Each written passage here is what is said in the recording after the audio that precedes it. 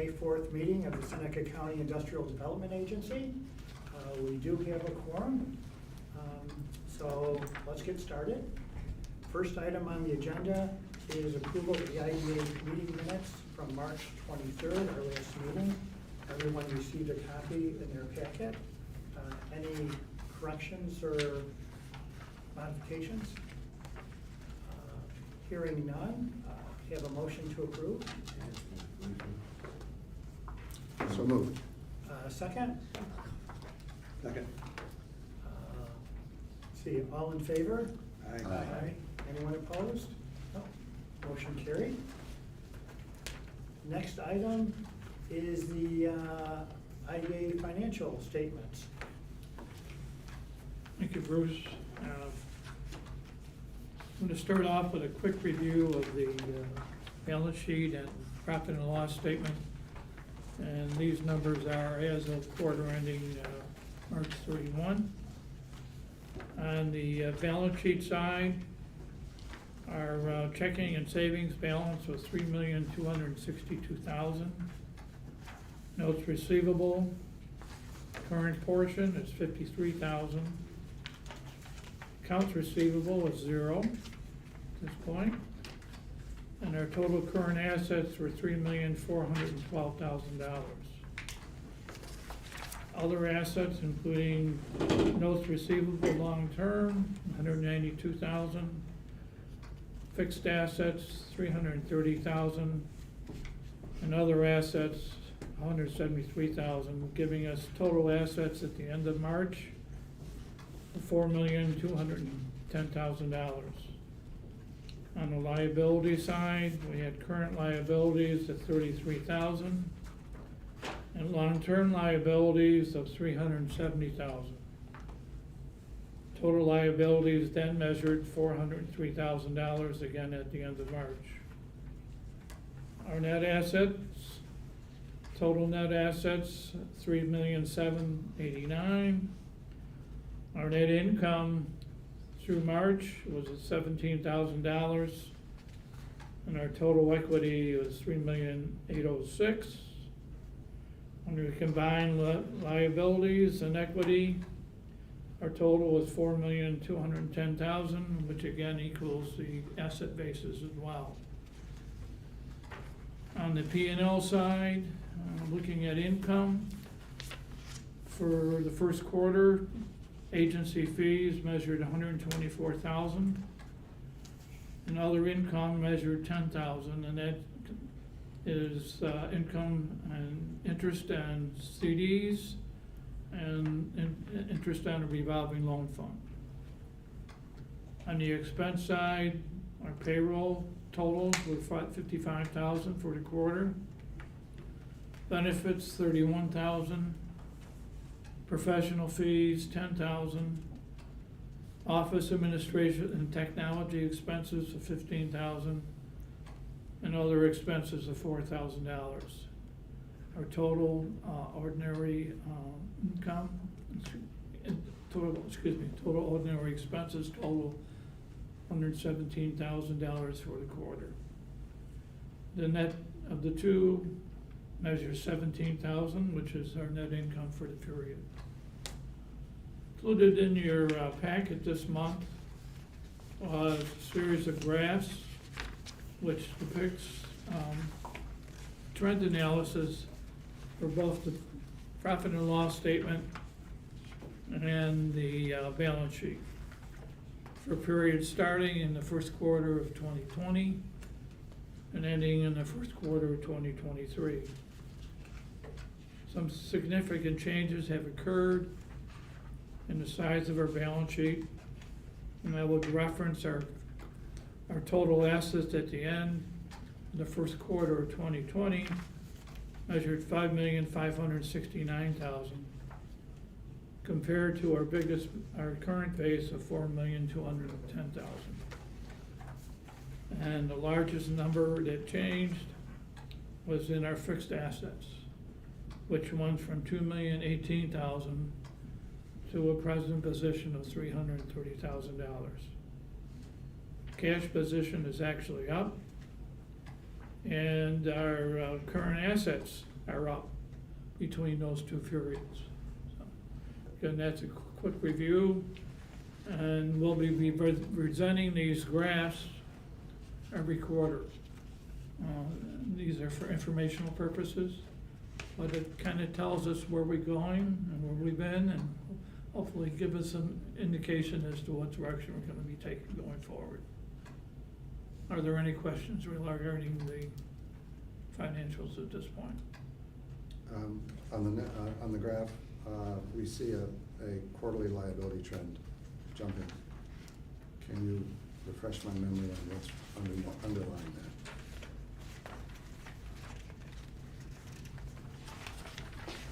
Which graph are we referring to? Well, it's IDA quarterly liability trends, Mhm. Q1 20 to Q1 23. The gray line seems Okay, to be, that's the long-term liability line.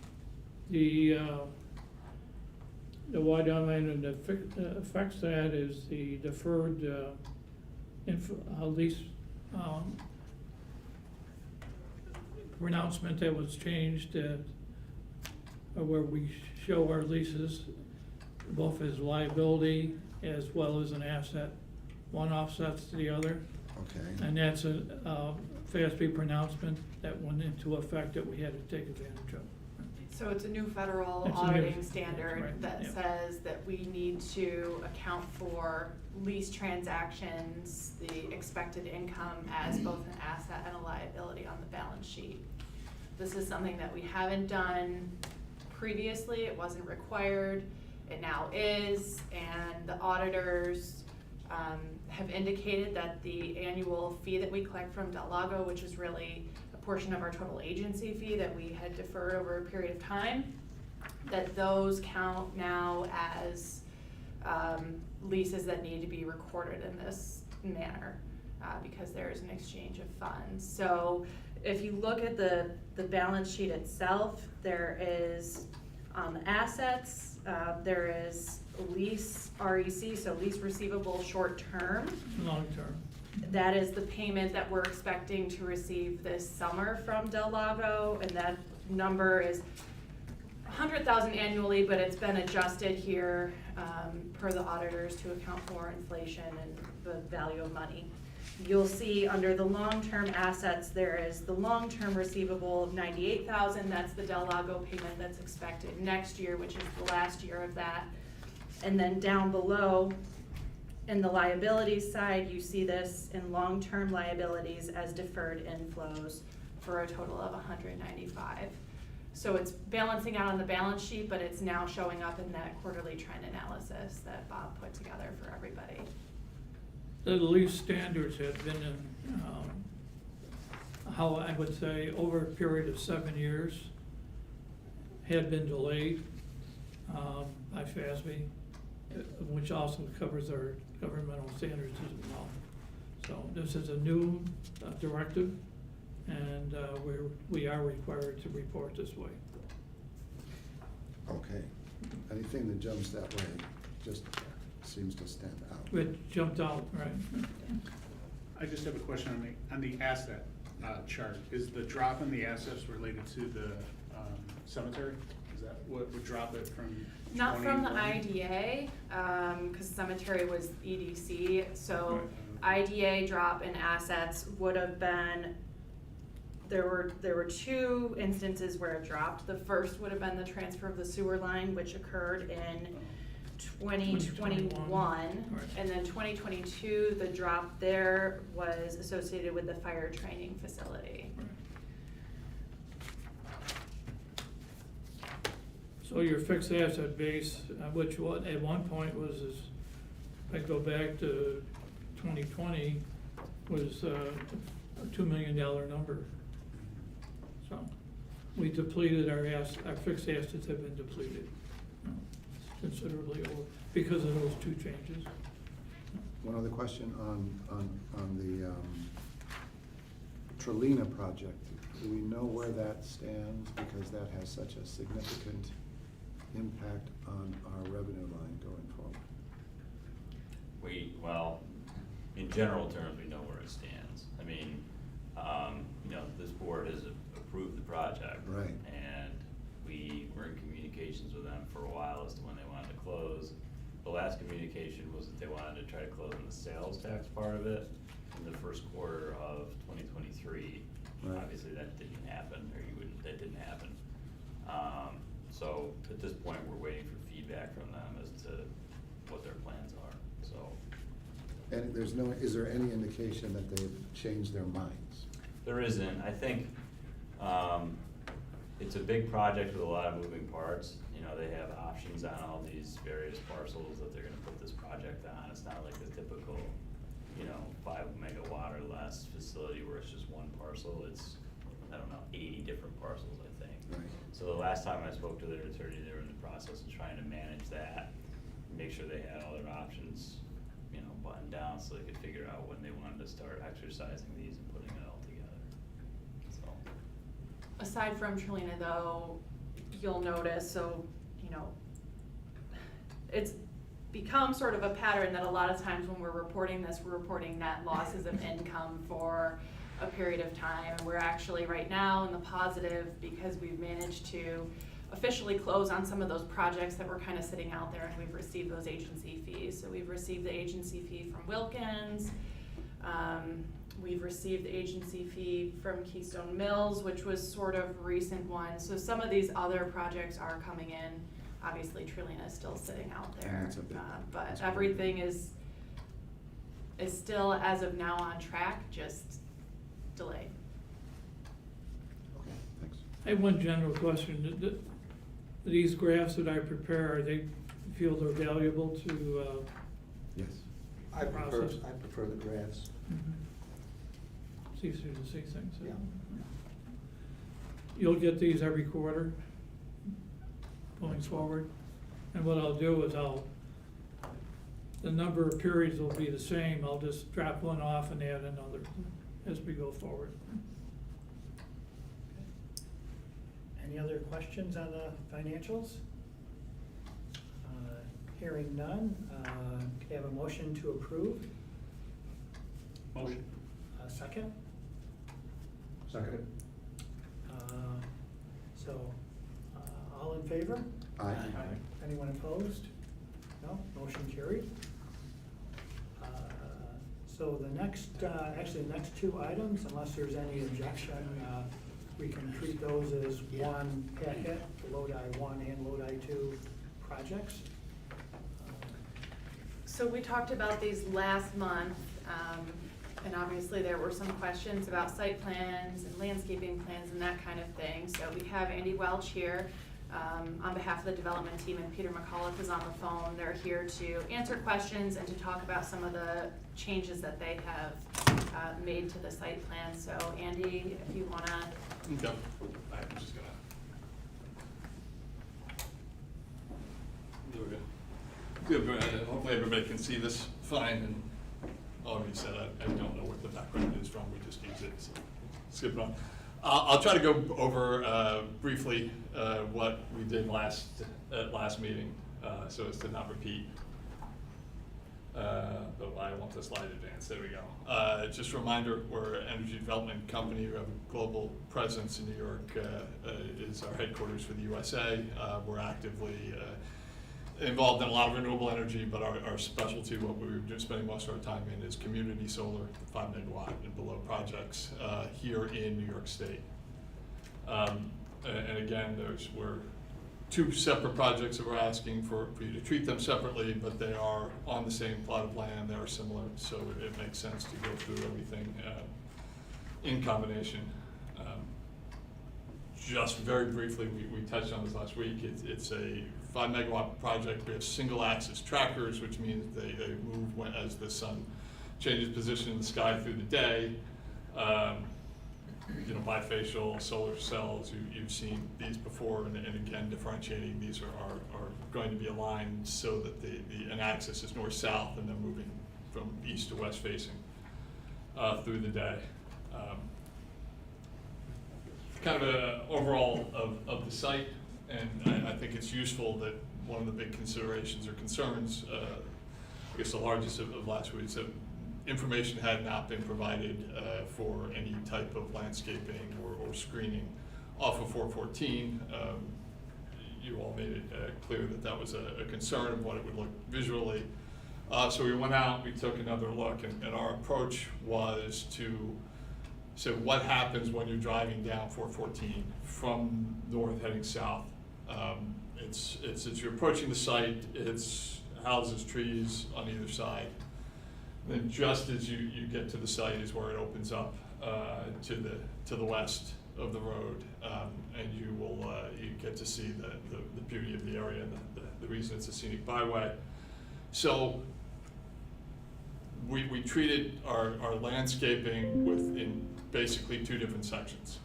Is that as you're coming down 414, just before it opens up, our site, before the road curves, our site is in front of you.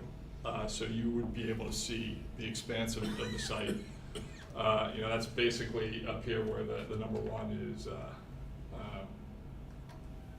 located as you're coming down this way. So we have put up, with the idea is to put landscaping, so that's essentially a hedge wall, if you will, a solid connection of evergreen trees that you cannot see through for the most part, so it completely blocks a view of the site.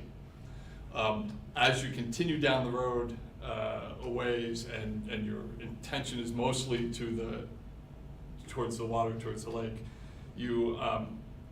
we don't want to continue that wall effect, because that has a very different effect on you when you're driving. It's like closed off, you know, is that a prison or something back there type of thing. So what we've done is soft landscaping. We've done a combination of shrubs and trees, both deciduous and evergreen, that are spread out that you will be able to see the solar panels through. But as you'll see if you've looked at the simulations already, and that we'll get to in a moment, it's a much softer look. And you appreciate, we did also talk about the you know, some of the numbers, gave like 60 feet and 100 feet, you know, back from the right-of-way. I want to distinguish, that was probably my misspoke of that. The right-of-way in this area of the road is considerably wider than the edge of pavement. So we're at least 100 feet away from edge of pavement before our fence line starts, and then at 20 feet inside of that. So what we did is we approached that area between the right-of-way and the start of our fence line for the landscaping. As you can see in here, we have this is where our solid line of trees will be. Then when you get down here, you can see this differentiation is where it's more of a soft. And then finally, this is our driveway. It's a shared driveway for both projects. It splits off once you get inside, but there's trees lining that as well. There will be interconnection utility poles that you'll see as well. I guess the other thing I would highlight is that you can see well here that you know these are our transformers that are inside of our equipment. They're not going to be easy to see at all, even if you're standing at our fence line peering in.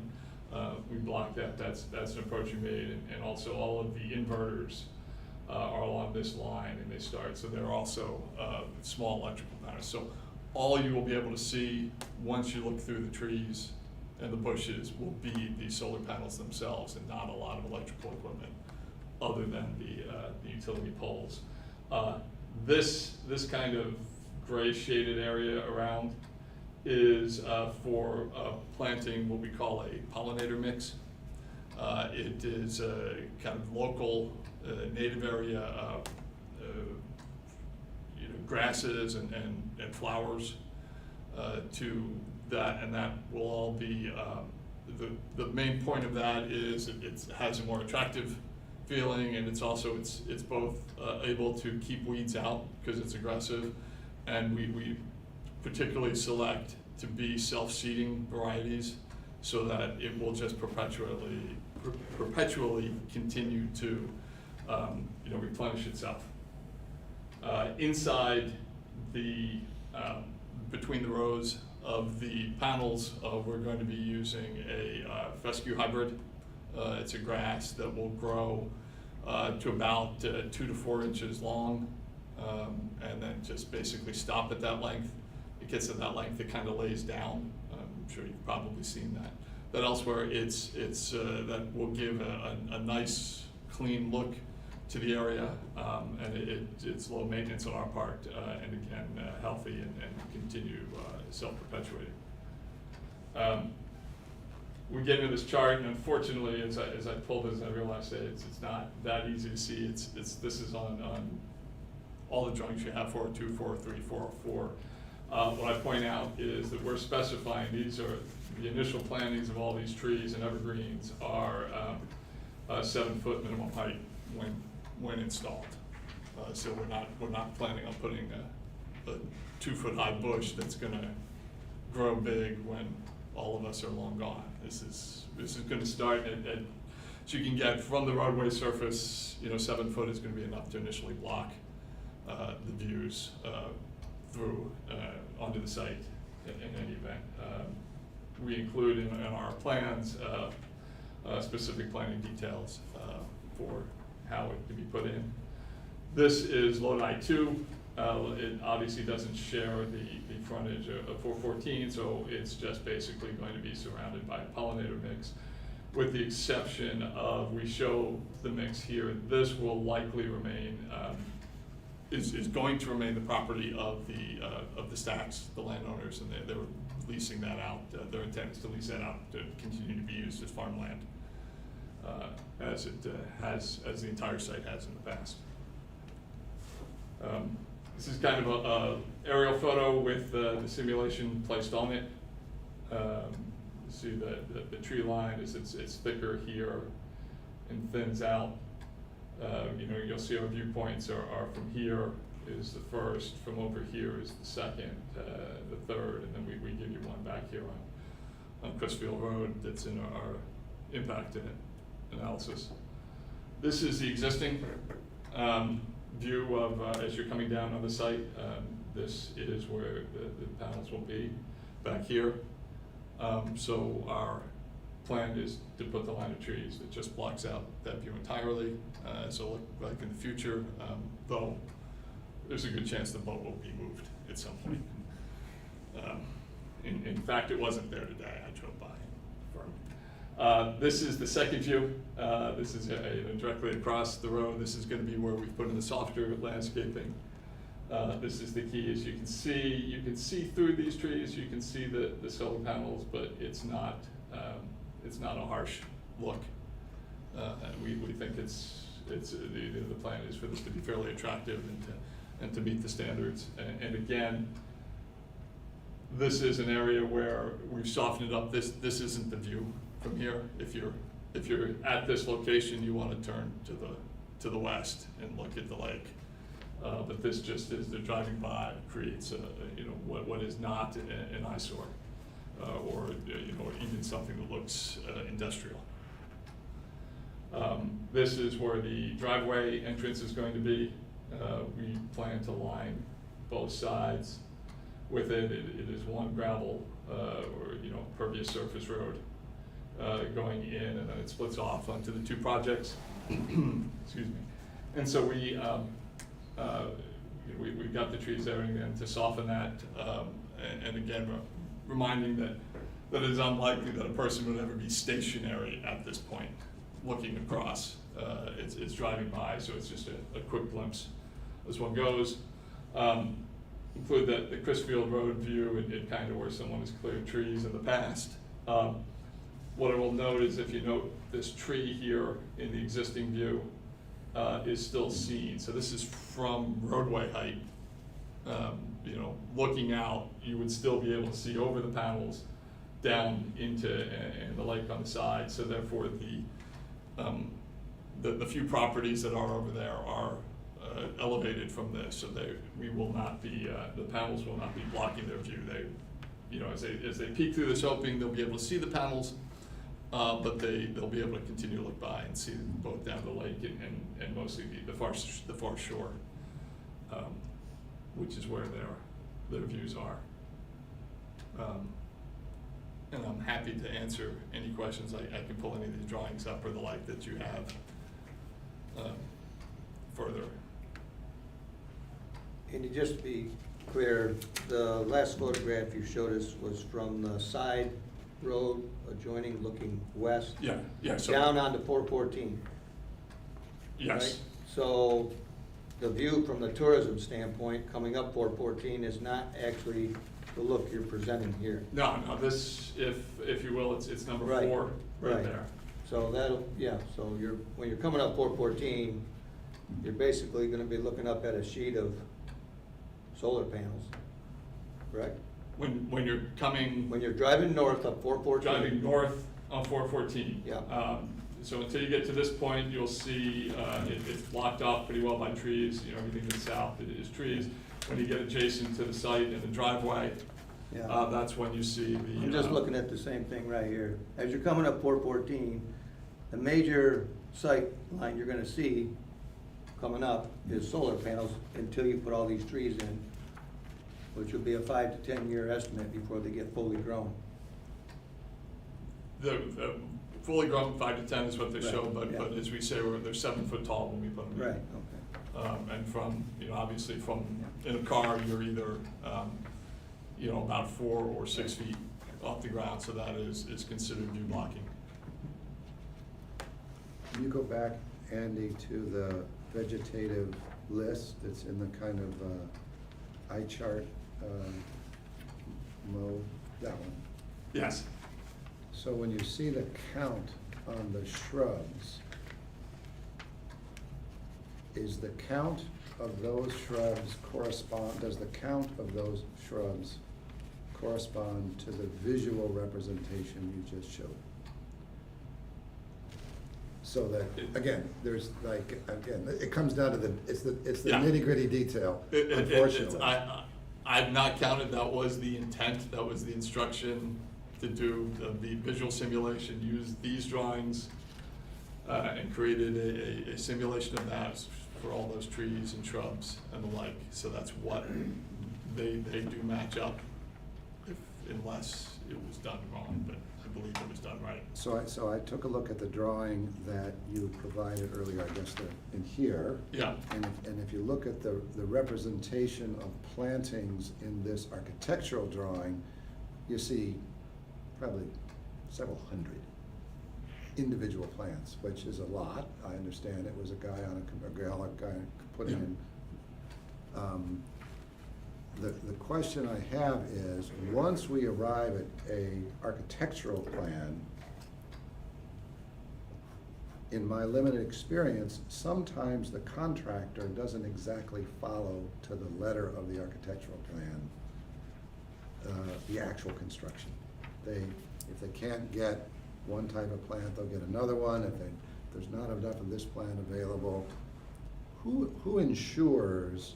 Because this has kind of been our one of our primary considerations is the visual impact of this. And I think the plan is pretty sound, but when it comes to actually implementing it, how do we ensure that the implementation actually reflects the plan? Well, as you'll note, the drawings that we do, whether it be the landscaping or any other, have level of detail that include construction level details. So it's our intent to pass that on and not to give the option to contractors to, to go off book, if you will. It says you're gonna put in these, you're gonna put in this many, this is how you're gonna plant them, and that is the instructions that are gonna be given. And if they don't, again, not to suggest that they won't, but if they don't, what then? Who enforces that? That would be the owner's contract manager. His job is to make sure that they, in the same way as any of the physical, not sure the physical, the mechanical, the electrical equipment is installed correctly. The whole contract, it must be fulfilled. Okay. Yeah, just on top of that too, and everyone, again, this is Peter McAuliffe. Hopefully everyone can hear me okay.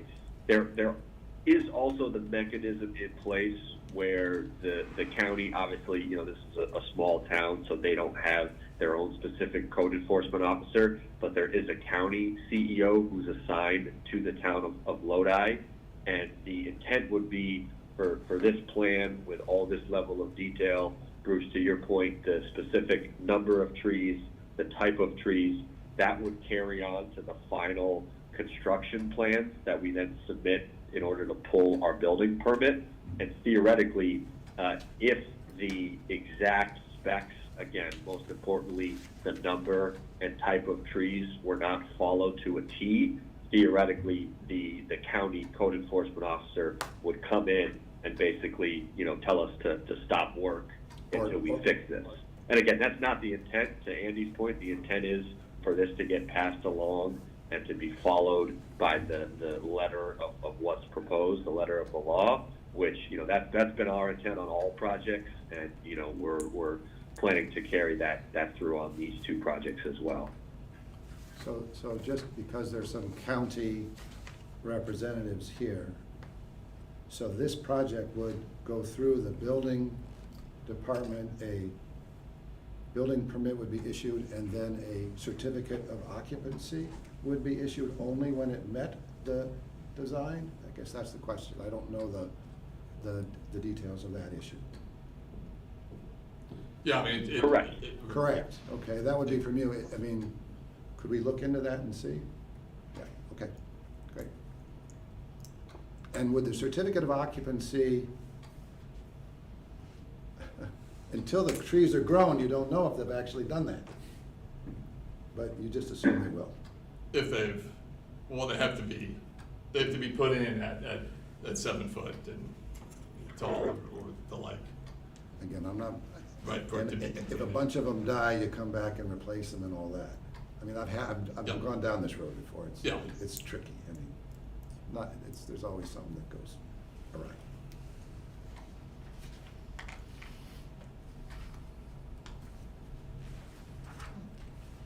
Other questions for Andy or Peter?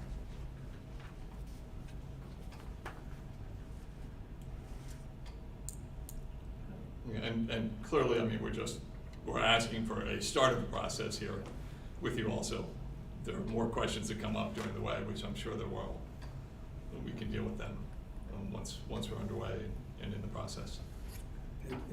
And I'm just gonna play devil's advocate here, but if we don't approve this, do you go seek it from somebody else?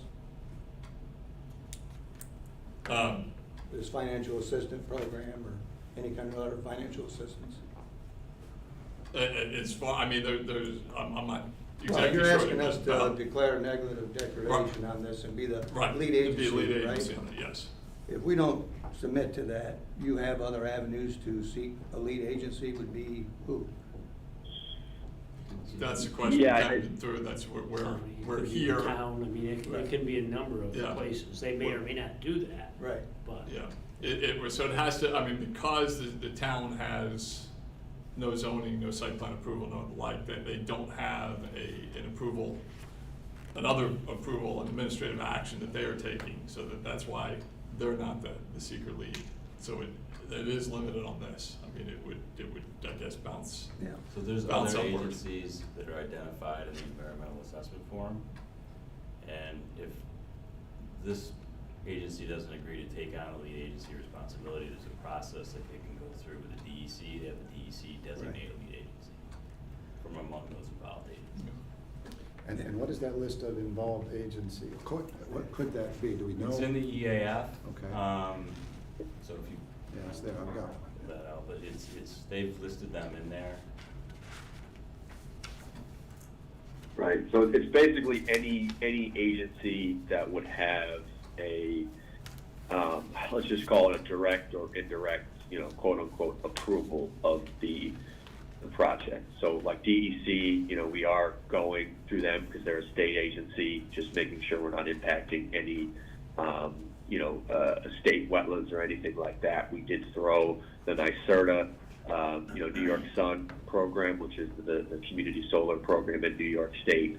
So it's basically any involved agency that, I think, to answer the question, that could potentially take lead agency, even though, again, it is usually typically the town. Obviously, they've expressed interest for you guys to take it, which is why we're in front of you. But an involved agency would be any state or local county agency that would have involvement in the project, meaning that they have some sort of approval that they're granting. So it's listed in DEC, as you said, NYSERDA, NYDAM, and DOT at the state level, and then USACE, I'm not sure what that is at the federal. It's the Army Corps of Engineers Oh, for Army Corps, wetland, right, yeah, okay. the like, and they're not actually eligible to take Right. seeker lead as a federal Yeah, you agency, but wouldn't they're want to. interested.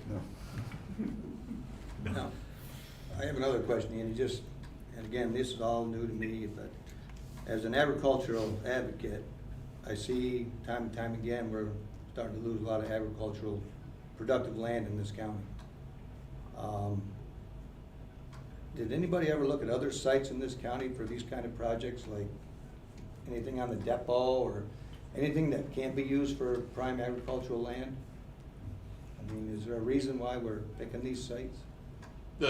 What goes into selecting sites, and there are numerous, because this, the whole concept of community solar is that it's distributed generation, so it's put within electrical systems that need it and have the capacity for it. So one of that key is, in the selection site, is finding enough contiguous acreage that will support the site, that also has a tie-in to the utility at a place where the utility, for a reasonable amount of money, can put it in. I mean, there's just some, we have a project elsewhere in the state where we had to cut the size down in half because there wasn't enough electric capacity. So that becomes a big determinant. Now, that is not to say, I mean, as you talked about, there are other places in the county as well that are getting solar projects. You mentioned one earlier today. So there are places that may otherwise be wrong, but where we were looking, where we knew it would work on in the area, and a place where the land was available for this, that there was limited benefit, that the landowner saw a benefit of going in this direction, is why we did it. And I think one of the things that we like to point out that's important as part of the agreement with the lease is that when this project reaches the end of its life in 35 years is what we intend, that it is removed. We're just driving piles into the ground. We remove those, and it comes out with usable farmland again. This is not like putting a strip mall or a housing development where it's lost forever. I mean, it's several decades. That's not immaterial, but it is. Several decades take to come back to reusable? No, several decades for it being used for solar, and then at the end of the solar life, it is almost immediately available. So what about the for farmland's value after you take the solar off and it hasn't had any exposure to sunlight, rain, any of those kind of conditions, because they're protected by these panels for decades? The actual, natural nutrient value that they get. Well, as we said, there is, there are actually all the areas between the panels and underneath will have a grass, will have a fescue grass on it for years. The rain runs off the panels into the ground and not off anywhere. So it's again, it'll be kind of. I'm not a farmer, but there is the one theory that it becomes a more rested and nutrient-rich land. Again, I'm not against this energy. Yeah. I just don't know if some of the places we're selecting in this county there couldn't be better places for these projects on land that isn't being used for anything, or isn't it, Yeah, I think one thing, Tom, on the depot, because we did have companies come in and look at the depot, and of course, this was a few years ago too, but it's the same type of thing. There's no electrical infrastructure. You put in the panels, and there's nothing to connect it to. There's not big enough lines going out of there. It's been the problem with most of the development at the depot. You don't have enough power there to run anything, and the cost of getting power there is significant. That's one of the challenges. So unless you really site these along the main electrical distribution, that's, I'm sure if you want to put a lot of solar fields up there and bring in a big power line, we'd all be very much in favor of that, but it's pretty It's been expensive. on other types of projects that had big power lines I used to- come in, and let me tell you, that's not fun. We've been there, I'm just kidding. Yeah. So, and before us, we do have two resolutions. I know, looking at these, the way they're written now is looking for approval, which would do, a few things. One, approve the application, approve us to go out for a public hearing on that, authorize us to enter into negotiations for the pilot and the financial, and then also the lead agency part of seeker. Correct. Is there anything else? So those are essentially the three. Go out for the financial, negotiations, and of course there's the seeker, which typically is handled by others. If we're gonna deal with the seeker aspect of it, instead of just looking at the pilot part of it, is there a different fee structure that helps cover our cost and legal costs and time, as opposed to just a project that is a straight tax project? We're gonna spend more time on the seeker, we're gonna spend more time on the legal. I'm not talking something exorbitant, but it would seem like there'd be some charge that compensates the IDA for those types of costs. So our legal fees, whatever they are always covered by the project. So that's already built in to accommodate for Rob's time. On the agency fee side, we obviously Now, when you didn't say update. they're built in, but they're built in for what we do in a pilot program. Are they built in for the extra time you're spending on this? Yes. We've added to it for this project. He Yes. bills his actual rate to the project. For the amount of time that you put in. You Correct. actually give us a bill per project based upon the time you put in. That's correct. More or And if less. it's, Yeah. yes, so if in a situation like this where the agency's acting as lead agency, obviously there's anticipated at least that there'd be more legal time, so there'd be, the bill that's collected would be higher. In terms of the agency fee to the IDA, we did, as you'll all recall, last fall, update our policy with some additional guidelines. We did not account for anything additional for lead agency for seeker. So as of right now, it's structured so that our agency Same as fee is what it is, anything it's 1% of the capital costs. In terms of staff time on this isn't an overly complicated project for us in terms of seeker. We've done it a few times, it's pretty simple to go through. If the board did feel, and Rob had pointed this out in his response to all of you, but if the board did feel like they wanted to bring in outside engineering expertise, similar to the legal, that is something that we would anticipate the cost being borne by the developer. Obviously, we'll have public comment at the meeting we have. Does the town, planning board or whatever anticipate having any hearings themselves?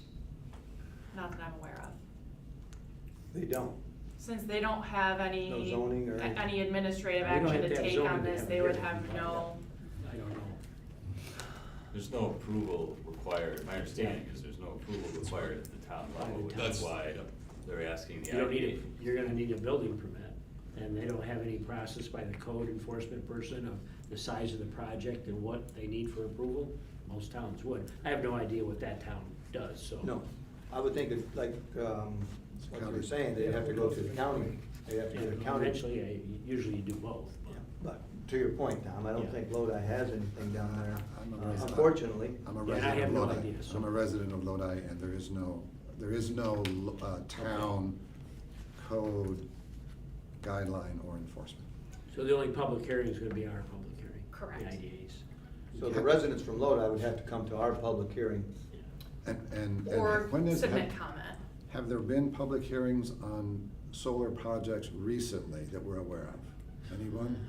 We've held public Yeah. hearings, so Well, every time we have a project, but you mean other than that? I think that what we have in the past viewed as routine is becoming less and less routine as time goes on.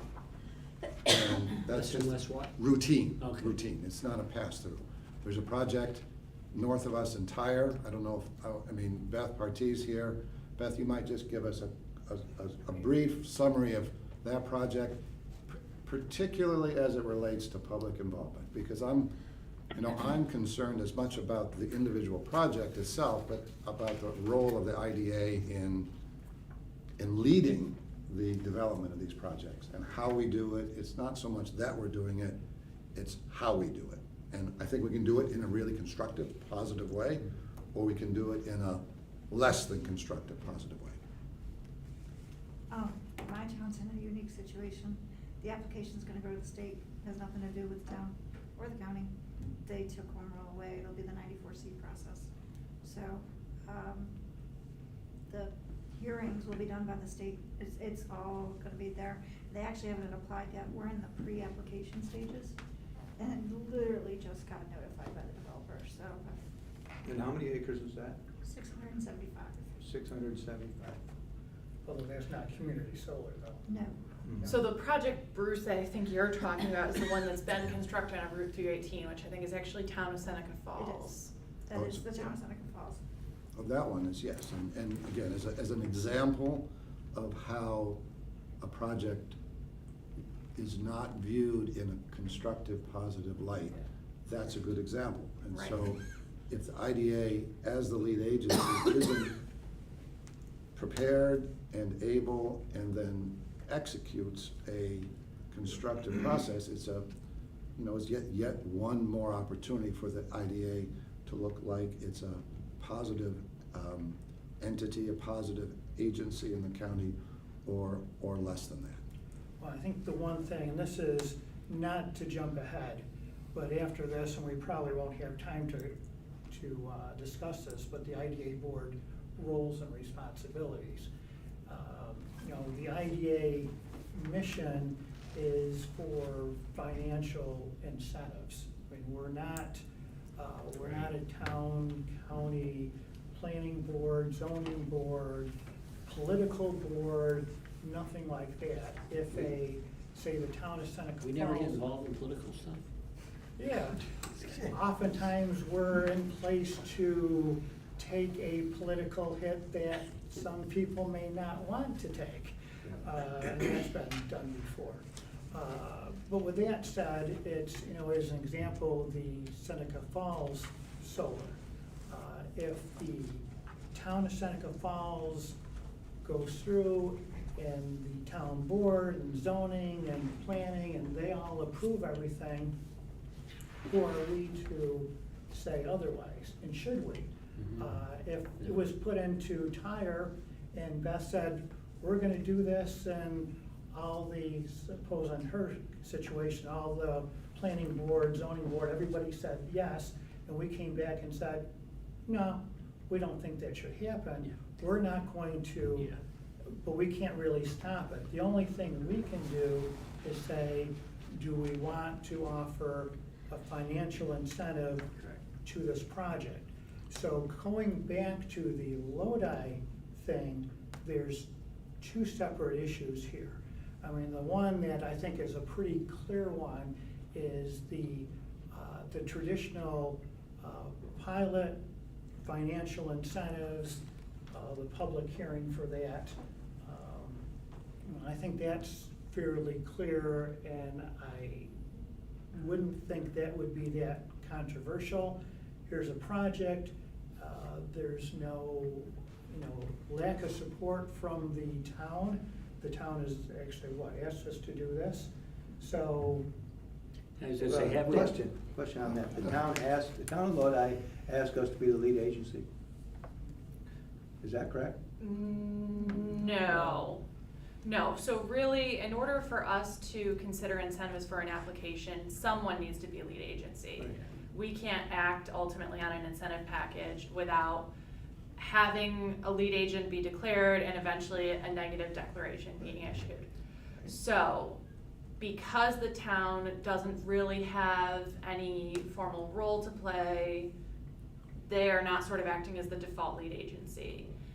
Typically, the way things have worked out is it then goes to sort of the next local agency that's considering the project, which is why when similar things have happened in the past, it would sort of by default come to us to be lead agent. And obviously, if this board was not interested in being lead agent for seeker, then Rob mentioned that there would be a process by which another lead agent could be chosen. And Rob, who did you say that might be, or could See, be? I thought, right? There's, well, the state agencies that I read a few minutes ago, those are the other eligible agencies. So the process is presumably that the applicant, if this board declined to act as lead agency, the applicant would then have to go to these other agencies and say, the local authorities have declined to act as lead agency, you know, we're asking, you know, one of the state agencies to do so. And if that process didn't result in a lead agency, then it would go to DEC and they would go through their process of appointing a lead agency. Okay. We've done this before. It's not unusual for us to, by default, to end up being a lead agency. So this isn't anything unusual. The thing that I'm trying to get a feel for, because I don't know that down there, the problem comes if we go there, there's no public Right. discourse, nobody has a problem with it. You know, that really shouldn't be a big issue. But because you don't have a town that's very involved, you don't have another process, you don't know if you're gonna show up and 3 neighbors show up with 3 attorneys to stop you. And so I don't have any feel for that. If you show up and there's nobody there, that's where I say, if you're gonna spend a bunch of time on it, that's why I question, you know, should there be some other compensation? You may have a meeting, nobody shows up, and that's the end of it. But we are stepping into a role to, we don't get to say we want it painted green, or we want this, we want trees, that's not ours. But we're somewhat by default being asked to approve this project, so people are asking these questions. So we step into a role that Well, we may or may not want. That's exactly the point, Tom, I think. But we don't get to pick those things, but what we can do is say, no, we're not gonna give Well, the credit. so again, just, you know, in the event where there's not a local elected or appointed Right. planning board who's representing the residents of that town. Right. They're the authorized, duly elected representatives. If they don't exist as a Right. body, that responsibility, as I see it, by becoming the lead agency, moves to us. Yeah. And that's I think representing. that's wrong. I don't think that's right, Bruce. Okay. We're the IDA, that's all we are. Yeah. If we're lead agency, Rob sent out that form for us this morning to look at. When you read through that, these questions you answer, that second form, I think it was, I think all but one of them, I checked no right on the very first question on, because it's simple. I mean, it's like it's a Ralph, high school. I agree with you. The area, paragraph 9. Yeah. Paragraph I saw 9. your stuff too. Paragraph 9 of that environmental assessment form is one that's open to subjective judgment. Yeah. It is. It's just I a would say where subjective we thing. would get in an issue is if we got there and, you know, I've been chairman of planning boards, they show up to meetings that I feel are non-controversial, and you see the parking lot full. And you go, okay, what did I miss? Yeah. And so we could show up there and have a whole bunch of people not happy about something to do with this. Then I think we're gonna end up in a little bit of that role. Yeah. If nobody shows up, I agree, I don't think we arbitrarily get to decide, we want trees, we want shrubs, we want grass. But if people showed up and had an issue, we'd be hard pressed, if it was a lot of people and really upset, we'd be hard pressed to just ignore it. So the role of the local agency is to, you know, determine if any particular project complies with whatever the local land use regime is. If there is no local land use regime, seeker is different. You know, your job as a lead agency is to review the environmental impacts of the project and make a determination on those. Now, there's some overlap, right? But, you know, to the extent that the environmental review falls outside of whatever the environmental review is and gets into land use decisions, right? That's a different thing. So,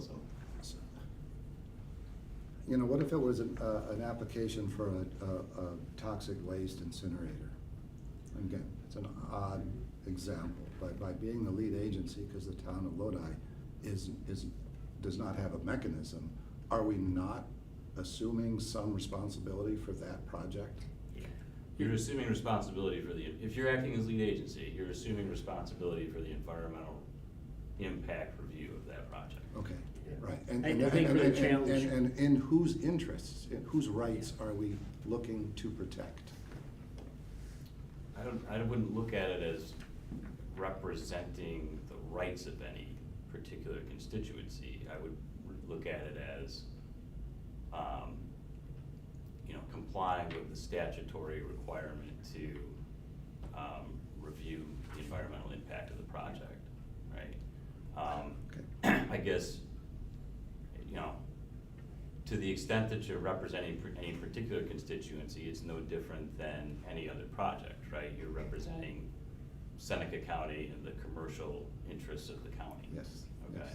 so that's, I guess, the way that I would think about it if you thought about it in terms of representing a constituency. But again, I don't see seeker review as that. I see it as a procedure that the state has put in place to make sure that the environmental impacts of any particular project are addressed in an appropriate way before approval is given or funding is given or that sort of thing, which is different than, you know, representing the interests of townspeople with respect to land use decisions or, you know, other. The thing that's a little bit difficult is the term environmental impact.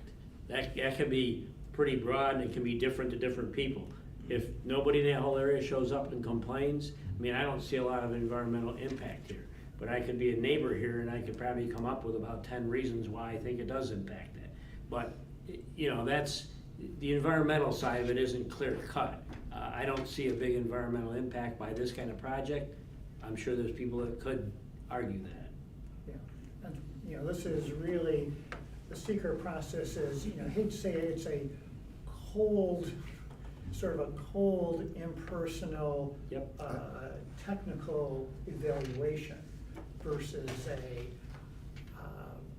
I don't really think we should really have this, or it doesn't really look right, or it doesn't really fit. And that becomes a little bit more of a, well, that's what you have your town board and supervisors on the political side. This is, and if we did not do it, and this is the other part, if we did not take the seeker and it goes to DEC, then, I mean, exactly as Tom says, you know, if I put in my DEC hat, and I've dealt with them for decades, this would be, yeah, I think I think there would have been a problem from the original application without the additional landscaping and planting and all that, that would be a impact, and probably as part of the seeker, then that would have been, you need to do this.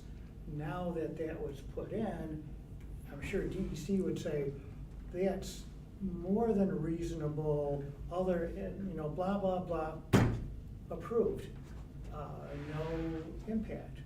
So essentially, I mean, I have no problem not taking on the seeker role. But I guess the understanding would be, we just go to DEC and, you know, if there's anything we may want to say about it, we just, you know, handed it over.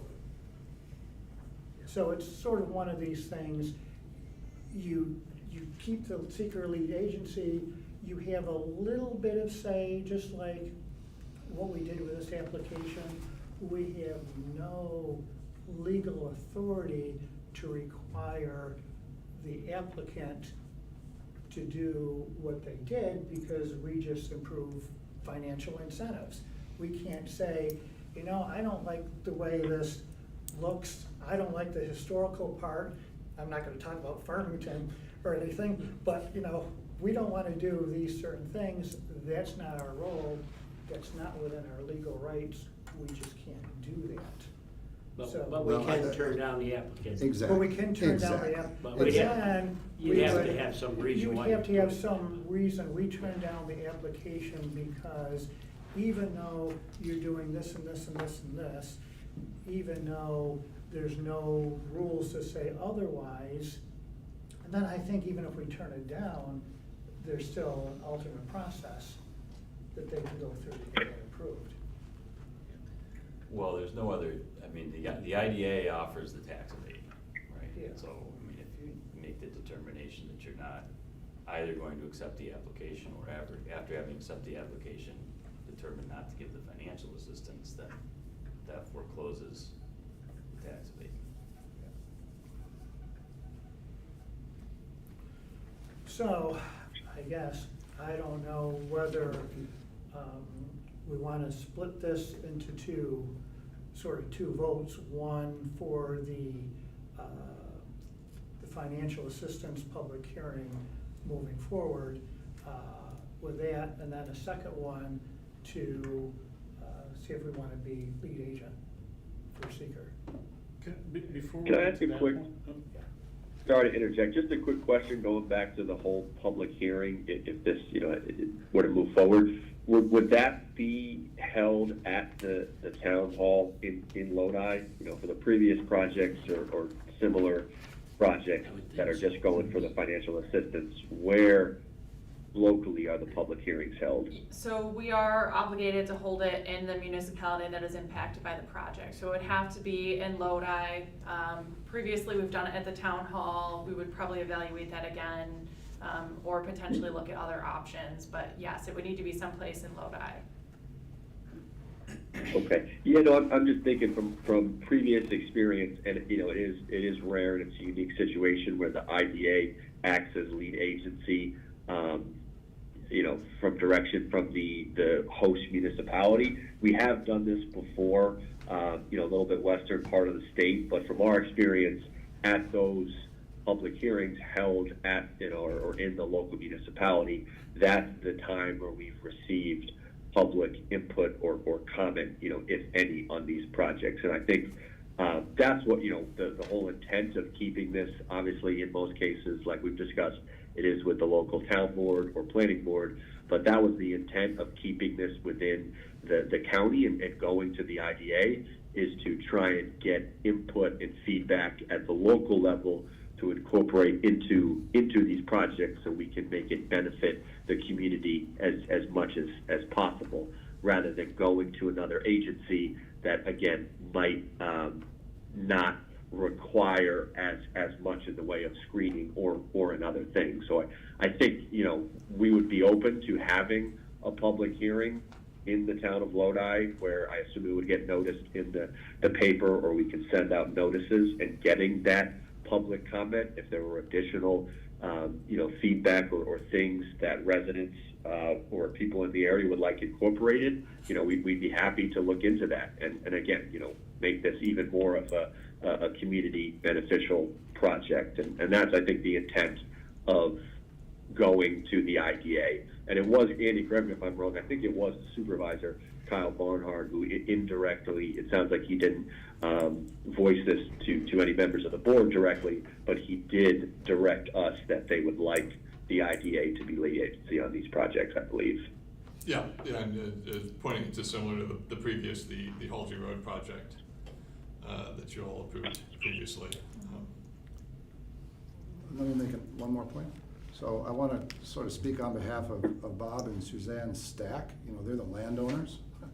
They have a right too, by the way, to make decisions about what takes place on their property. I think it's important that they have that right. I live in Lodi. This is in my backyard. We don't have zoning in Lodi. I'm not an advocate for zoning in Lodi. What I think I am is an advocate for reasonable people to come up with a reasonable accommodation for projects that some may find objectionable and some may not.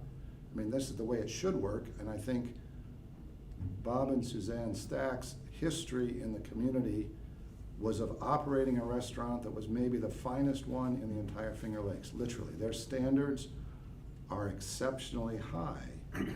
And so, in their letter, I've read their letter that was distributed, is everything in that letter rings completely true. But I think we are in a position to demonstrate a kind of model installation as opposed to what's there on 318. And I think we should do it. And, it may not be obligated, may not be obligated to do it. We may not have the right to say, is it gonna be galvanized steel or is it gonna be, something else for a fence? We may not have the right to do that. But just to say, hands off, it's not our job, is not, to me, a valid position on it. I think we do have rights. We do.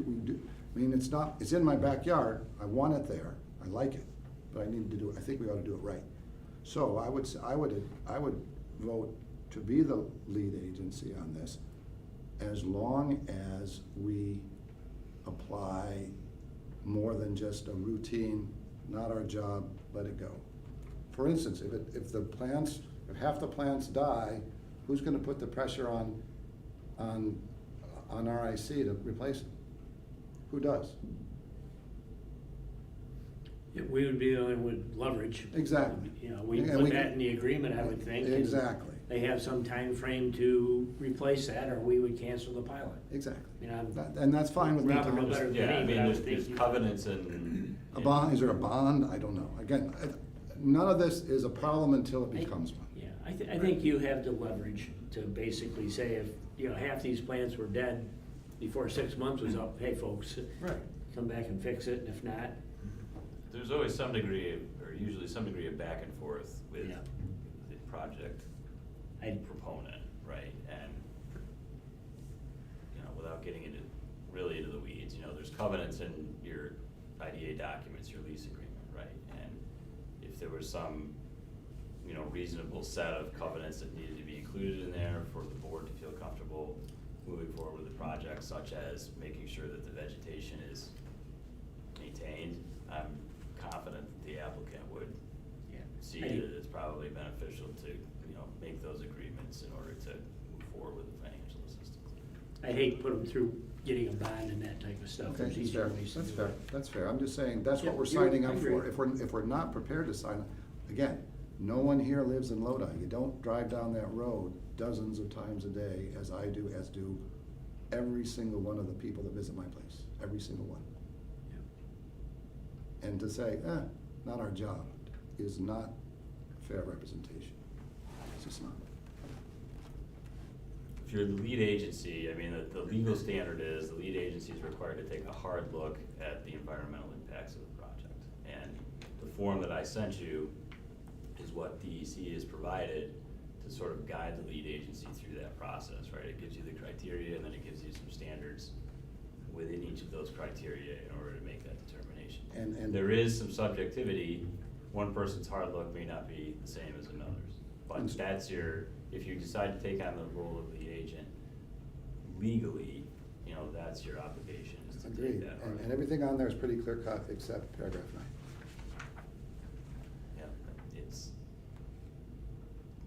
Yeah, I mean, it is what it is, right? It's Yeah, not a. yeah, it is what it is. I agree. It's I not agree. a, I just wanna be sure we're completely not- objective process by any means. One last question, sorry, Jim. Yeah, I was just gonna say, can you clarify for me why the two separate inducement resolution? What is This the is- difference between It's because of New York's regulations for community solar projects. So the state has different siting criteria or different oversight processes for community solar, which is 5 megawatts or less, versus like utility scale distributed solar like Trilina or like the project that Beth alluded to. And the community solar is much more in the hands of the local municipalities for oversight. There's regulations about the way that the developer needs to offer buy-in provisions to members of the community to allow them to purchase the energy and, you know, receive savings, that kind of thing, which is different from sort of a large-scale generator. That's much more state-driven process.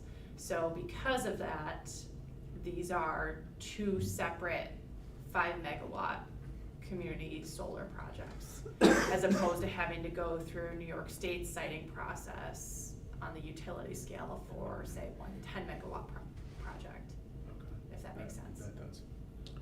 Quick question on the jobs, Sarah, page 6. Number of part-time jobs created, 30. Estimate number of residents of the labor market area that will fill the jobs described. We have 1. So this is construction, okay, so on page 6, we have, and maybe this is a confusing aspect of the application that at some point we need to look at amending, but essentially we have, just to break it down, the employment plan, there's a table with 5 columns. And the first is current number of jobs, so that would be jobs retained if they had proper staff that were already there that were gonna be retained at the site. Obviously, it's a new project, so that doesn't apply. That's what the first two columns are. The third is new jobs created, so that's proper to RIC or proper to this specific solar project would be, here's who we're gonna sort of hire to oversee or maintain this facility. That is the one part-time person, so column 3, row 2, the one part-time person that's gonna be brought on. Column 5 corresponds with 1 through 3, so column 5 is the What about column four? local. What about column 4? So column 4 is construction jobs. And so the number of residents in the labor market area that fill those construction jobs is one, or just fill the permanent job? Fill permanent jobs is one. So on the construction side, and this is why I'm saying the confusion comes into play, so we've never considered the construction total to be applicable to the sort of local labor total, but we do have our own separate local labor policy, which is applicable to all projects, and that's a 70% threshold requirement within a defined geographic area. So at least 21 of those 30 jobs ought to be hired locally. Yes, it's actually based on dollars spent on construction labor, so it's not actually a number of heads. But we have a firm that we contract to actually oversee all of the compliance on the construction labor side. So you're prepared to do 21 locally, low residents or? Yeah, right, the hours cost equivalent, we signed the document with our application to sign on to that policy. And the associated fees to manage, for the manager to count. Yep. Yeah, and just for context, over that one part-time job that's gonna be created, that the intent there is for the yearly kind of O&M, coming out, mowing the grass in between panels, washing the panels, any, field work that's needed for the O&M, and the intent there is to have someone in the local labor market to perform that work. So that's why I said it's more of, I think, a point of confusion on the way the application is laid out, and that's Understood. something we can look at Yeah, clarifying more. We did struggle to figure out how to fill out the table correctly. Yeah, So I had to go back If with we made a mistake in it, we Yeah. can certainly fix it, but. Yeah, understood. Okay. So, I guess, is anyone in favor of splitting out the seeker, or do we just, I think we'll just go and do it as one part? I guess we'll do these separately just because that's how we have it on the agenda. So then, looking at solar project, the first one, Lodi 1, I'd like a motion to approve the resolution as everyone has that in front of them.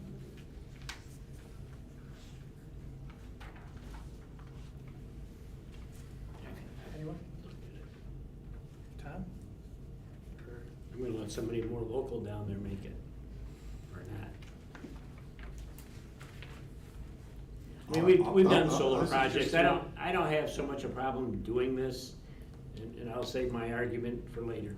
I just don't think we get enough out of solar projects and jobs to justify giving up the taxes. And because the state likes you to do it, so what? It really doesn't benefit us, and that's just the reality of it.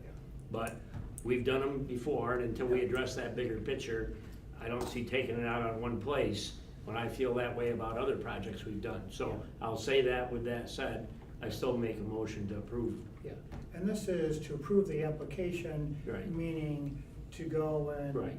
complete the pilot negotiations, to do the public hearing. This is not to approve the project Right. per se.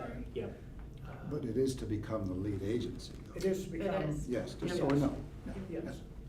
So if everybody's not on board with that, then Then we we'll- should make Yeah. a modification Then to we'll the put that out. resolution. We're the lead agency, I don't have a problem with, but truthfully, if we show up there and you have a meeting and you have 20 people show up mad and have all kinds of environmental issues they say there are, I think we're gonna adjourn the meeting and say, there's a lot more that needs to be done here. So because we have a meeting doesn't mean we're gonna approve it. I can't imagine that many people showing up, but if they do, there's probably gonna be, my own personal opinion would be to defer it. If not, which I wouldn't think there would be, then, you know, probably should go through pretty smoothly. But I would approve doing both. So, again, I guess, Make a motion. motion to, second? I'll second it. Okay, Kelly? Mr. Brusso? Yes. Mr. Kine? Yes. Mr. Bruce Murray? Yes.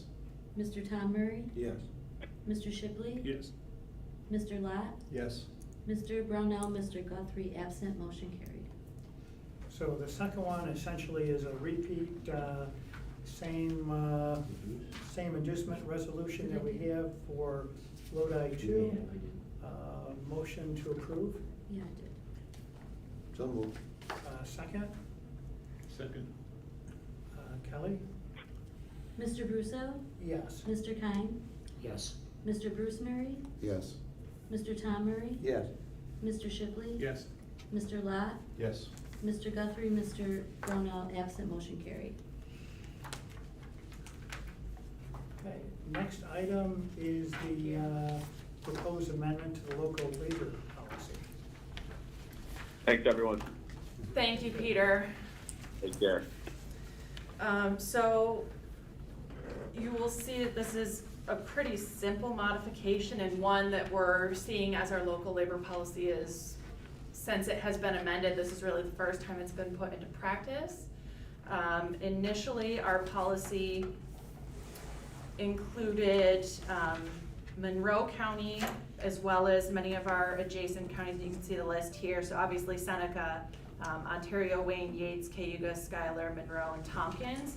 And we previously had not included Onondaga County. There had been some discussion amongst the board members as to whether or not that was necessary. And since then, we have gotten started on the 5S development project. They obviously went out to bid to find contractor, and they selected CNS Companies, which is primarily Syracuse-based. And they have noticed in the process of, selecting subcontractors that a lot of the winning bids are coming out of the Syracuse area, mostly price differences. So the proposal before the board would be to modify the policy to add Onondaga County as part of the local labor area market. This is again for the purposes of construction labor. And really this, I think, is just an acknowledgement of the fact that in Seneca County, we are essentially equidistant between Rochester and Syracuse and should probably not be having biases in our policies toward one or the other. I would say at the discussion, we were gonna add Monroe and Onondaga, you might have a debate here about something, but we're already with Monroe. And as you say, we're just as close to, or even closer to Onondaga County as we are in Monroe. I don't know why we wouldn't. Does prevailing wage rates have anything to do with impacting what this would say? No, so this project did not fall within the prevailing wage requirement. It just happened that the contractors they were selecting were lower cost, sort of out of the Syracuse area, I think in particular. Our local labor policy does have an allowance to grant waivers to companies to say, okay, if you can't meet the threshold within this area, there's a process by which you can apply for a waiver. It does not account for a waiver based on price differential, which in some ways I think is intentional and something that we would probably not want to consider adopting, because then you really open it up to an argument to be made for competition outside of the state even at that point. Right now our waiver is, for lack of local labor material delaying the project.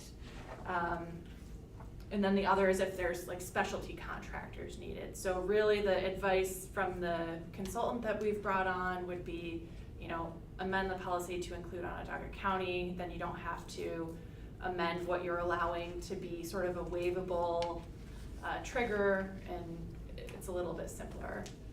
We're not opening up this whole big can of worms potentially, if that answers your question. Any other questions on this?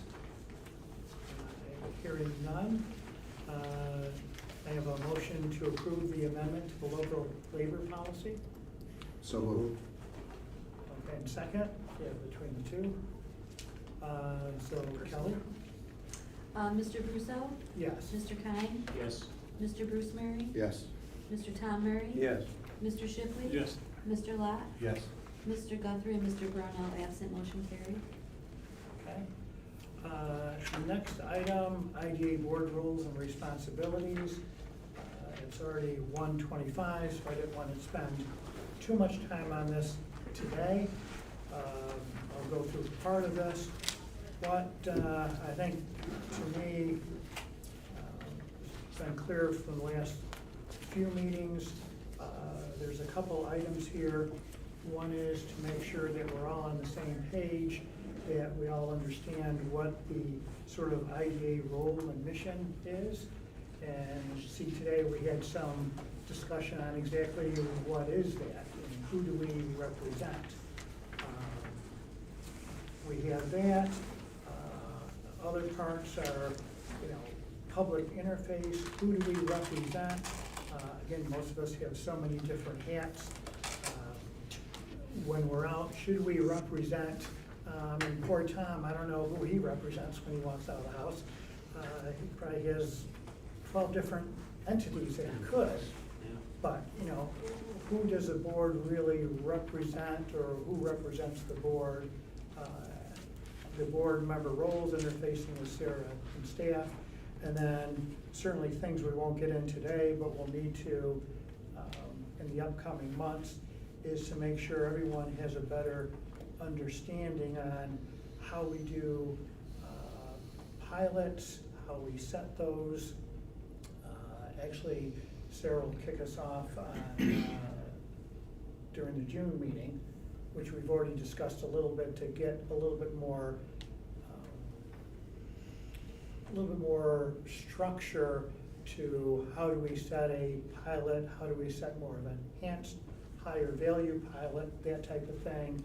Items with property assessments, solar projects.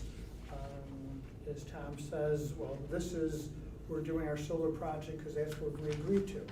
If we want to make a change, we can make a change, but we don't make a change after someone applies for something. Yeah. That's just not what we do. And the same thing with seeker, some of those items. So I think the first one that we sort of went through it, everyone has before them in italics what our mission statement is. And it's really, we're there to advance the job opportunities and economic welfare of the people of Seneca County by actively promoting, encouraging, and attractive economically sound commerce, industry, and recreational facility or opportunities. And that the powers granted to us by New York State include financial assistance to qualified projects, bond financing, leasebacks, exemptions from taxations, and support to other organizations. What this isn't, we're not a county or town board, we're not a zoning board, planning board. We don't approve or reject the applications on sort of the technical merit when they come to us. If, fortunately, this Lodi zoning issue was something different, but they've all gone through town, county, planning, codes, everything else. It's not up to us to determine, is it something that looks right or doesn't look right. Any financial incentives over 100,000 go through a public hearing process for public comments on the financial assistance the IDA is proposing for the project, and not on the actual proposal or merits of the proposal. So when we do the traditional project, we go out for public comments. It's on the financial incentives, not on should we do the project, because that has already been approved by other entities. That's not are not our position. Based on those public comments, the IDA may modify or withdraw the proposed financial incentive, but we don't have the authority to require project modifications. Only the applicable town or county entity that has the authority to do so may do so. I don't know if there's any, I mean, I guess this is sort of the crux, and we kind of got into this today on what can we really do or not do. Financial assistance. So the next one I'll do, and then we'll sort of call it quits a little bit for today, is sort of, again, member role, public interface, and definitely, I think all of us, we're private citizens, we own or manage private businesses, we're members of governmental agencies, we have other public-private boards that we may be on, we have a lot of hats, and I know as I put in here, when I was with Evans, and well, whenever I dealt with the village of Waterloo, did I go in as a private citizen, I have an issue or whatever, because I live in the village, or because it was the business I managed in the village, or potentially the IDA. Sometimes I was asked a couple IDA things, but that I stepped back, and to me, and I wanted to put this out to everyone, that I didn't feel that I should be the spokesperson for the board in a regular informal setting. That if someone comes to me and has a question, sure, I can answer a question. If they've got a complaint or want to bring something back to the IDA, I'm happy to listen and convey their issue or complaint or anything else. But to sort of step into that, I'm the IDA, even as the chair, that's not me. That Sarah is executive director, is the face of the IDA, and if the board wants to make any decision, it's the board makes the decision, that type of thing. So I don't know if any comments? You know, I think this is a good thing to go over for board members. I think it's a good discussion to have. I think, and I agree with what you're trying to get at here. Probably a good thing to have a discussion on when we have more time. Yes. Than this, because there's fine lines to here. I agree. Nobody here should be telling people what the IDA should or shouldn't be doing on a project. At the same time, there's times that come up that you can, as a board member, say, hey, listen, you gotta understand, the IDA can't do all these things you wanna do, or you can't have it do. There's times that you can mitigate issues by just giving a little bit of input. That's just my opinion, and you know, I think there's times that if somebody comes to you with complaints about things, I think there's times that you can actually kind of diffuse some things pretty easily without getting into what you can and can't do. Sometimes people just don't understand it. You're not explaining all their rights. You're more or less kind of saying there's several sides to this, and you know, you need to understand this. If you're going to an IDA meeting, it isn't carte blanche. You just get whatever you want. They have parameters. There's times that you can kind of take that and mitigate stuff. You're not saying you can do this or do that or influencing it. You're just providing a little bit of a comment. There's a fine line there, I get that. There's other things in here that I think we need to talk over further. We say that, you know, that that this is based on, doing this based on unique needs of an applicant.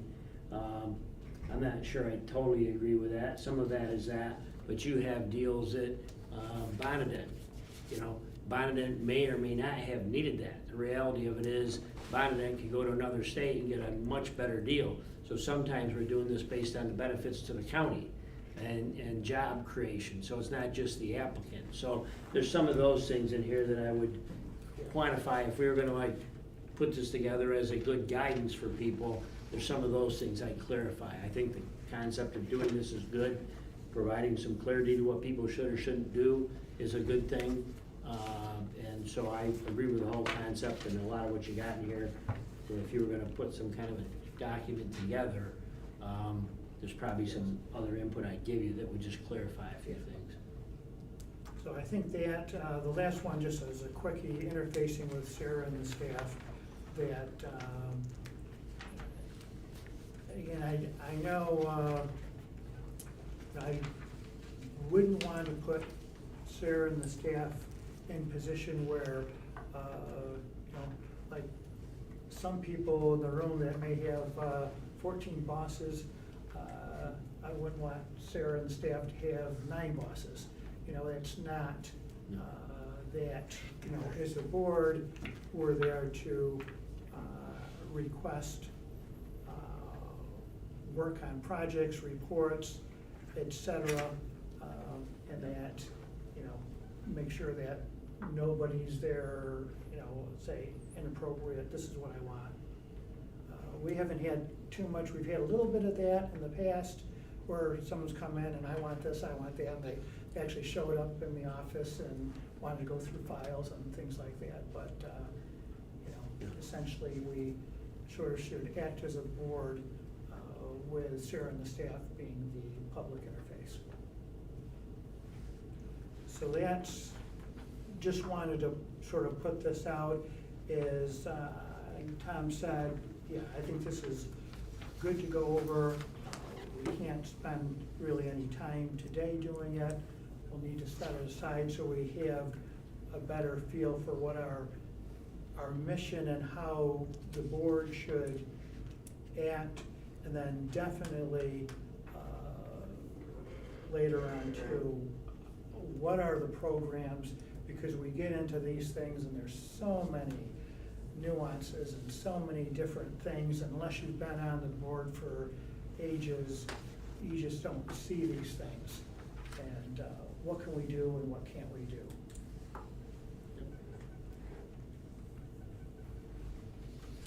So any other, I guess, questions or comments about that at this point? I would just say I would probably work at fleshing this out a little bit more and clarify some items, and, it's not a regulation or it's more of a guidance piece, but I think it's a good thing to have. I just think there's some other clarity that could be put in it, but I think it's a good thing to do. Okay, next item on the agenda is an update from Jeff on the Seneca County Chamber of Commerce. Sure, I will be brief because we are running short on time. The chamber is very busy actively putting together the tourism promotional season plan. We just sent our new updated visitor guide to the printer this week. We have a lot of website and digital optimization efforts underway. Our traffic to the tourism website has grown significantly. I had mentioned before we were over 100,000 unique sessions in 2022, which is a definite record for us and positions that site as the foremost place for information on tourism information for this county. But we have spent some time and energy putting search engine optimization efforts underway for our site this past few months, and our organic traffic, which is when people go to Google, search for something, and the Seneca County Tourism site comes up in those lists of recommended searches from Google. That has grown by over 200% since our work has started 2.5 months ago. So pretty incredible results already. Our digital ad campaign starts this month. We have invested significant resources in a digital ad campaign that will start this month, as I said, and then continue through December. We are also actively, we are running with a promotional right now for the spring, and we are using the Memorial Day Celebrate Commemorate as the hook. That ad launched this week and has been viewed 4,700 times in the markets that it has been shown, from Albany to Buffalo and down to Binghamton. So we're hoping to see some increased visitation for the Memorial Day event and activities here. And then lastly, on Friday, Friday, May 26th, the Chamber will be hosting all 3 state legislative representatives, Senator O'Mara, Assemblyman Gallahan, and Assemblyman Palmisano, for a legislative luncheon to happen at Seneca Falls Country Club. Certainly everyone here is invited to attend that. There is a fee for that, but unless you're a chamber member, it's somewhat worked into some investment packages. But Are they providing a report? Is it a question of ability to ask questions at it? What's the format? So the format is, we give each of those individual legislators the opportunity to give their perspective, a look back on the legislative session that just was. And then we have an agenda of 3 broad areas: state budget, the climate control policies that have been enacted in the state, and minimum wage. So we've asked them all to prepare for those 3, and then we'll turn it open to the public for questions and answers at that point. I have a couple things that I may talk with you, that I think are important questions for them. It may be more appropriate to ask them in a separate session than your session based upon what you're gonna have them do, but I'll Sure. talk with you on that. Okay. If we can do that. So that's May 26th. And that's our report. Okay, thanks, Jeff. Ernie's not here, but someone else has a update from the Board of Supervisors? I came as an observer today, so. A couple things of note. The board will have its full board monthly meeting this coming Tuesday, May 9th. There's at least two items of note to report here.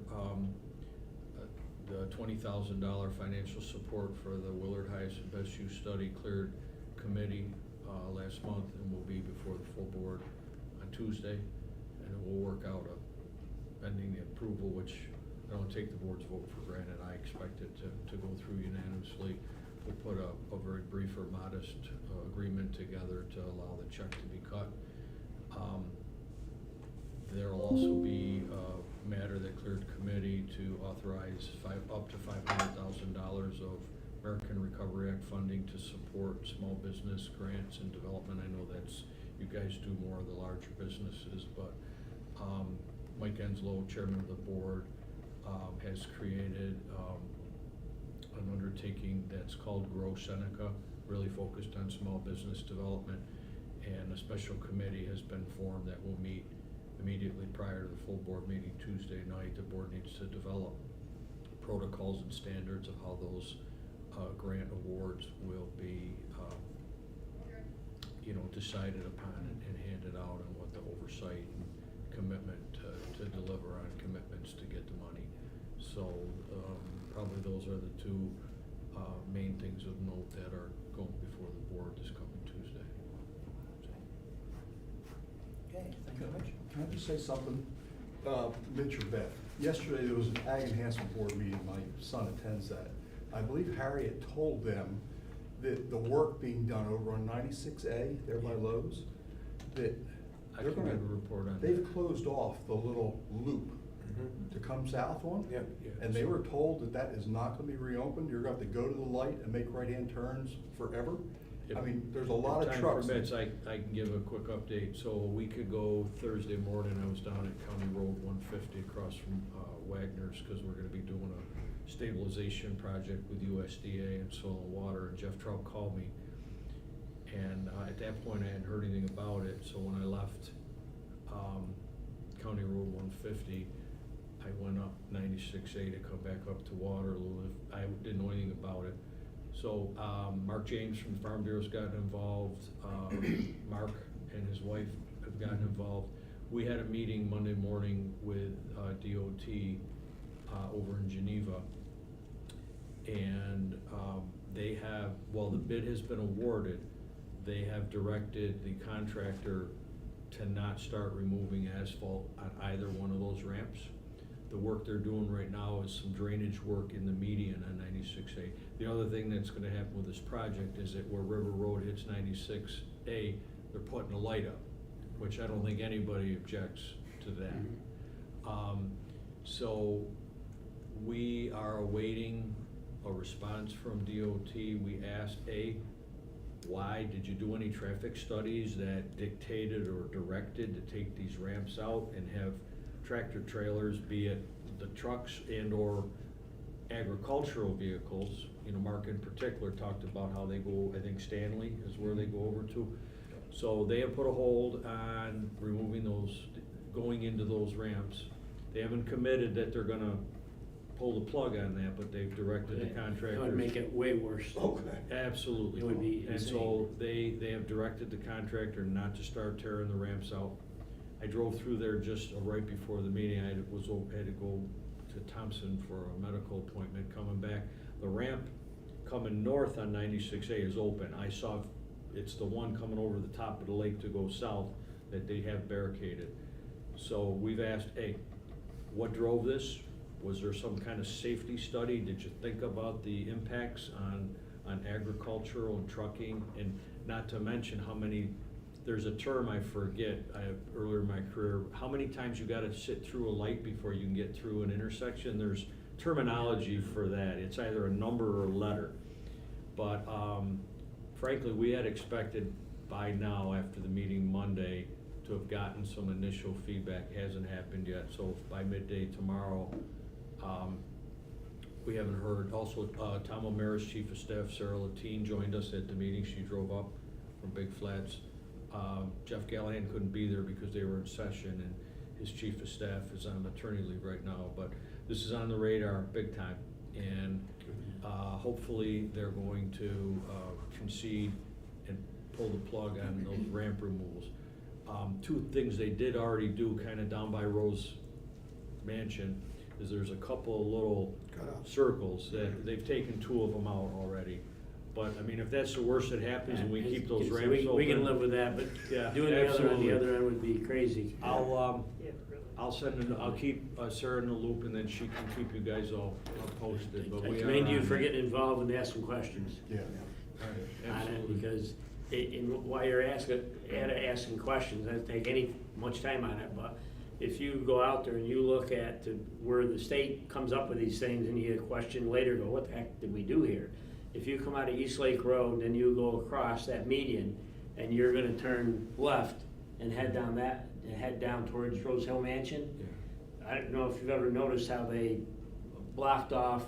You have the road that comes out here, and then down here they put all the bars to stop it. Before, you used to having to come out of that median, have an acceleration ramp, and there was nothing there. So traffic coming down above, as 2 lanes, would kind of move over a little bit, and you'd go off the acceleration ramp and merge in. They put that yellow bars to stop anybody from driving there. They should have put it before the median, which would move the 2 lanes up above that are coming down over to the right, making it easier for people to pull out and merge. What they did is they put it down here, which forces you to pull into the 1 lane that everybody's coming down, and this lane and the ramp, you can't touch. And it's way riskier. It's insane. It was built that way for a reason. And they did that, and I don't do it that way. I use the speed up ramp, and I pull over, and I had a trooper pull me over one day for doing that. I'm early in the morning, nobody's there, but he pulled me over, and I stopped, and I got out, and I walked him over. I said, you tell me how this should work. And I went over it with him, and he goes, yeah. Have a I nice hate to day. admit it. This is stupid. Yeah. But they won't change it because they already did it. But it's just pain. There's one other, and I know we've been at it a long time, one other very relevant thing to this 96A project, and I was with Jeff Trout and Fayette and Village of Waterloo yesterday on finishing up the water project up by Lowe's, which was an IDA project. I think it's a loop, did I get the terminology right? Yeah. One of the holdups, and Pat Nicoletta from MRB was there, one of the holdups in putting that in was that Jeff said that they were told that there were tribal burial grounds that couldn't be disturbed without permission of the Seneca Nation. But by all accounts, the work that the state DOT contractor's doing, they've already disturbed that area. That's right. So now we're trying to see if we might be able to step up getting the water loop in to get that closed out. And I think you guys have, what, like 34,000 or something allocated? Something like that, it's a little bit less. So now. hopefully, if there's any good news in this, we'll get that loop in Addressed and too. get that project closed. See, I out. thought the latest delay with that was the railroad and the insurance and everything to get underneath, cause that was also a holdup for a Yeah. bit, so. So, It's just a real quick question. Is it still the Region 4 DOT does the planning, Region 3 does the implementation? the work? yeah, and in fact, the guy, we met in Geneva, even though this is because we're in Region 3, a long time ago when Mike Mazzoli was a senator, Bob Shipley was the chairman, we went to Albany a bunch of times, the terms would get realigned, we tried to get realigned to Region 4, because the GTC, all the regional planning, all the planning and all the early stuff, we, Seneca County, go that way. But for DOT, Region 3 goes to Syracuse, and there's a disconnect.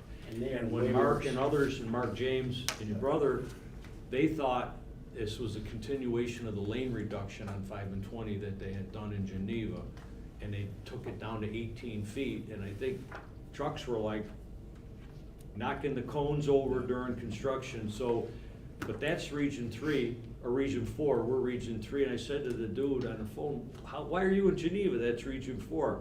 He says, well, there was some empty office space, I didn't have to get a trailer to work out of, so, but we are on the line between the two regions, We are. and the silos and the I DOT deal with is both of them, crazy. and I'll take Rochester any day.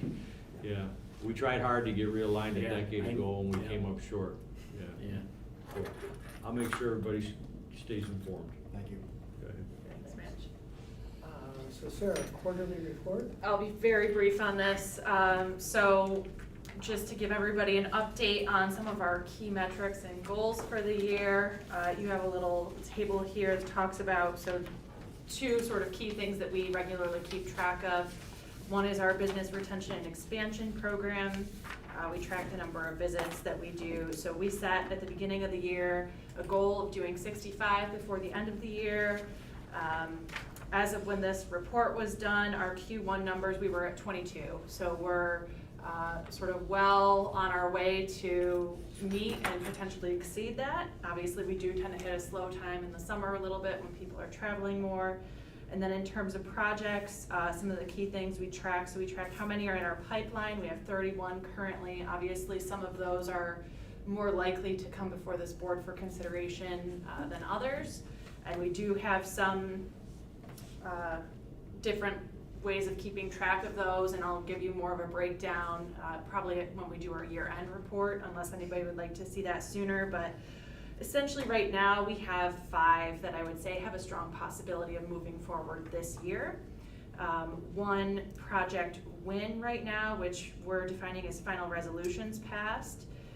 That was for the Kenagi Solar, so we received the application in 21, but the public hearing and the project were approved this year. And then currently have 2 applications, which are for the 2 Lodi solar projects. Our goal that we set in the beginning of the year for projects was to have 5 resolutions passed before year end. So we'll see if we hit that or not. Other very brief update would just be Willard. The task force continues to meet monthly. Things seem to be going well there. We're continuing to bring in some outside experts, and I think this next month so far is looking like it's gonna be sort of a PR focus and also brownfield redevelopment potential focus. Did you happen to notice the Casanova College and that potential sale that's on the market and all, you know, I just bring it up, it'd be interesting to kind of look how that goes. You know, obviously a different project, but again, it's a big, Well, some- Yeah. beautiful facilities, the lake, Yeah. but it, you know, Yeah. I'm sure they'll have their challenges, but. Definitely something that we'll make a note of and follow Yeah. along with. Something that I think is interesting, and some of you may have seen it, this was a couple weeks ago now, the Finger Lakes Times did an article about Wayne County Butler Correctional, and the county's been trying to pursue ownership of that, and the state had kind of put it on pause because they said, well, we really need to see what your plan is for the site. We essentially need a master plan before we're willing to transfer ownership. So they're now having to go back and essentially do a highest and best use study. So we're in some ways already sort of ahead of the curve and choosing to pursue that even before really going to the state with a formal ownership sort of offer or anything else. MRB has started their work. Obviously, Mitch made the update about the ARPA committee, which is great, and hopefully that'll get the approval of the full board next Tuesday. But MRB has done their project kickoff. They're working on the market analysis piece. And we have a small subcommittee formed that will be reviewing and providing feedback on the deliverables from MRB periodically. There will be approximately 4 meetings during the course of the work prior to sort of a final put together thing. But we'll keep everybody apprised of what's going on there. That's really the big Willard update. Obviously, Steve alluded to, we will have a pilot scoring rubric for everybody to review at our next board meeting. It's already been put together. We knew time was going to be tight today, so that's why we're not talking about it now, but I'll send it out shortly after this meeting so you guys have time to look at it and really think about it. I think that's basically it for the update. There's certainly more we can talk about, but I don't want to waste anybody's time. So, questions? Okay. We do have other business, and you'll see, so we are actually missing 2 letters. We're expecting them before the end of the week, but we, in accordance with our parish reporting, had 4 companies that sort of were shy of where their job targets were supposed to be per their initial project. So we reached out to them, asking them to submit a letter just explaining, why circumstances haven't worked out like they initially projected and what steps they're taking to make additional hires. So in the packet that you received with the briefing memo, you have letters from Bonadent and Del Lago, indicating that they're making additional efforts to hire on both fronts. Bonadent has a new paid training program that they're starting, and they're trying to take some steps to recruit. Obviously, the job market's been tough for everybody. That's sort of what's contributing to it.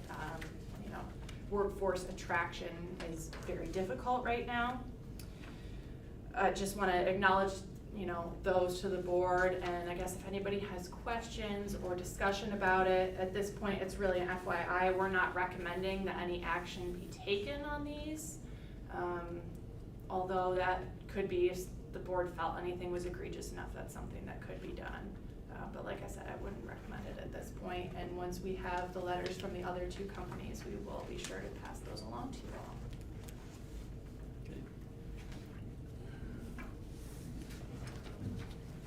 So,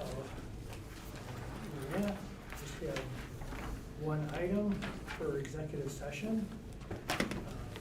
So I request a motion to enter into executive session for the discussion on the proposed acquisition, sale, or lease of real property for publicity could substantially affect the value thereof.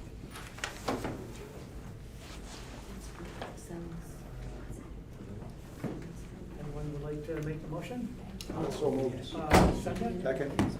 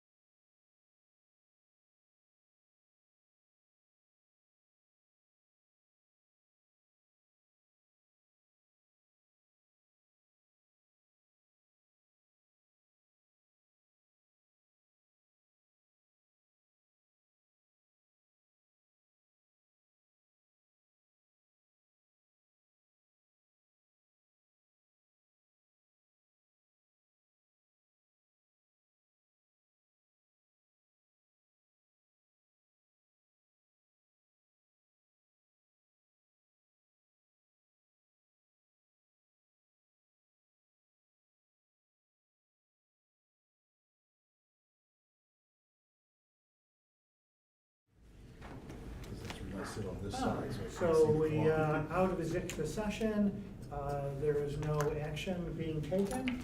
Can I have a motion to adjourn the regular meeting? So moved. Can I have a second? All in favor? Aye. Aye. Anyone opposed? Meeting adjourned. Thank you. Thank you, everyone. We'll see you, take care. Thank you. Bye-bye.